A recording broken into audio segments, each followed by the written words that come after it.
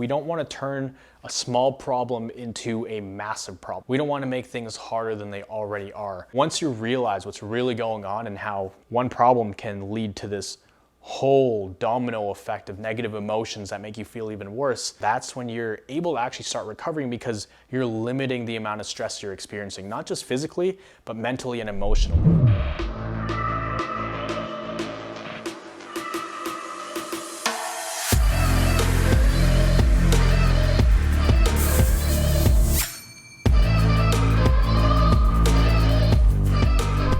How's it going, guys? Miguel here from CFS Recovery. Today's topic is about how things can spiral out of control and how to deal with guilt, anger, fear, sadness, frustration, things like that. What we got to understand is when you're going through this illness, there are a lot of symptoms, a lot of pain, a lot of uncertainties that you have to deal with. And these things just come up, right? Could be a headache, could be a migraine, could be heart palpitations, weird things you're feeling in your body. And those are symptoms. Those are things that come and go, and they're these problems that you have to experience, right? They're the problems you have to face that you experience throughout your journey, throughout your recovery.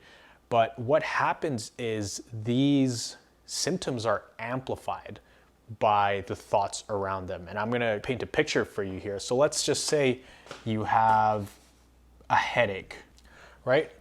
Let's say you have a headache and you're feeling bad, you're stuck at home. Let's say you even have a migraine, but let's just call it a headache for now. That's just one problem, right? And we have several of these problems. So it could be a headache, it could be heart palpitations, could be fast heart rate, could be a lot of things, but bottom line is that is one problem, right? But here's the thing that happens. When we have symptoms, a lot of times we get really down on ourselves about it. We get really down on ourselves and we actually start worrying even more. So the headache is one problem. That's gonna lead to worry, fear. That could lead to frustration.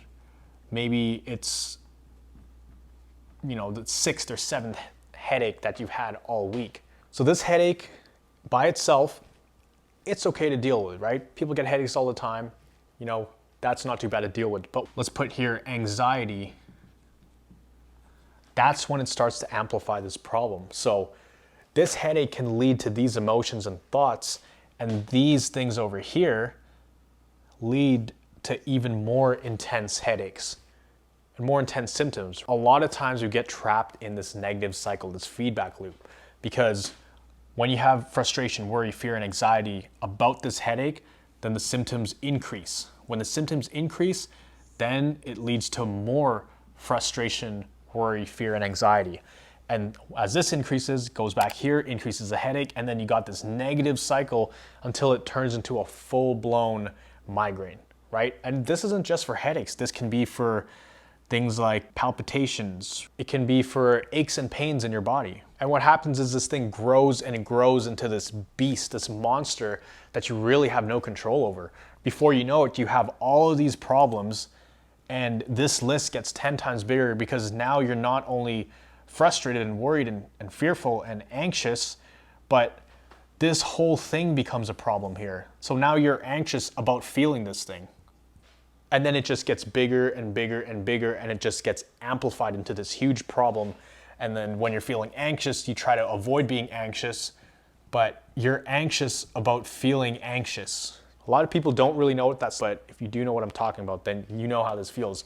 You're anxious about feeling anxious, but really it all started with the frustration and worry and fear, which started from the headache. So we got one problem here, and there's a channel that explains this really well. It's Toby Morrison with CFS Health. I'll actually plug the channel right here because he was one of my early mentors when I was sick. That really helped me. But that's pretty much what's going on. It starts with one problem that is manageable, but turns into this big thing, and everything just starts getting looped into this cycle of just negativity and symptoms. And before you know it, add in the palpitations, the aches and pains, add in the vertigo, add in the dizziness. Now you're looking at this huge, huge, massive problem. So the trick here is to not make it worse for ourselves. And the trick is not to fall into this trap of just sinking deeper and deeper into the cycle. Now, your emotions and your thoughts towards your symptoms is gonna make them feel 10 times bigger and 10 times worse, and it's gonna magnify the initial problem at hand until it blows up into this huge thing. So we just wanna catch that early. Instead of this and having the cycle going on, now that you're aware of what's going on, I'm gonna erase this board and show you a better alternative to something like this. So just take a mental note of this. Look how messy and chaotic and crazy that looks, all starting from one bad symptom, right? So let me erase this. I'll show you what the better alternative is. Instead of having all that craziness, what you wanna do is, let's say you have a headache. Obviously there's gonna be negative emotions around that, but you wanna limit it, right? It's okay to feel down on yourself. It's okay to feel upset.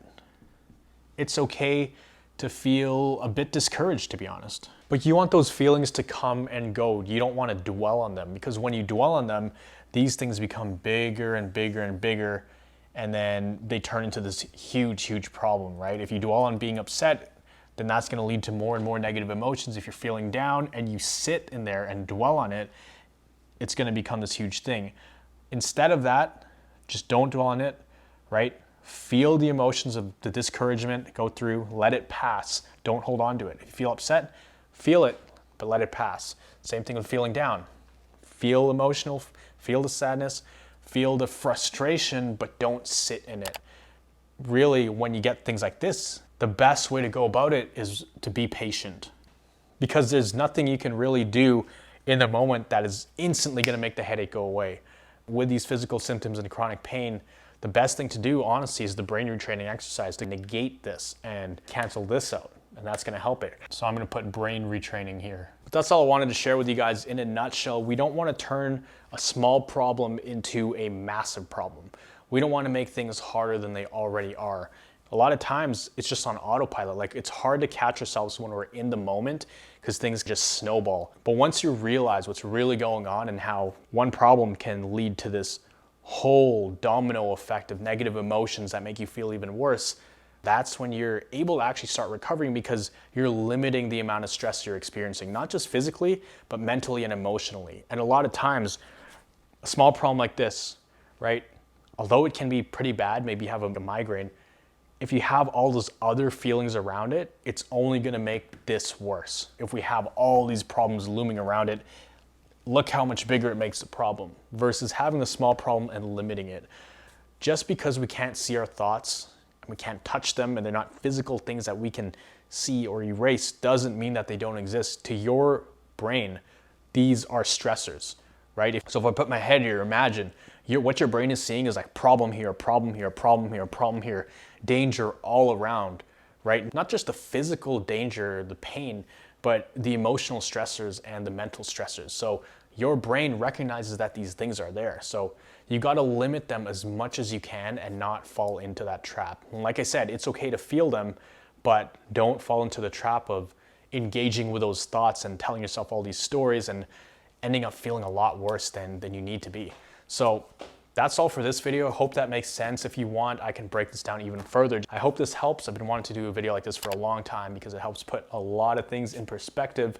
But if this video helps, if it makes sense and gives you a new perspective on things, then comment down below. Make sure you like the videos, hit that subscribe button. And if you haven't already, join our Facebook private group. It's a community of thrivers. So thrivers are people who don't just want to survive an illness like this, they want to thrive because of it. They want to use this as a springboard to level up in life and become a better person because of it. And it's for people who aren't just going to give in and give up. It's for people who want more out of life, and they're ready for change, and they want to change, and they'll do whatever they need to do to get to that place of thriving health. So if you haven't already, head over to our Facebook group, and remember, you are just one mind shift away from living a life of thriving health. I'll see you guys in the next video.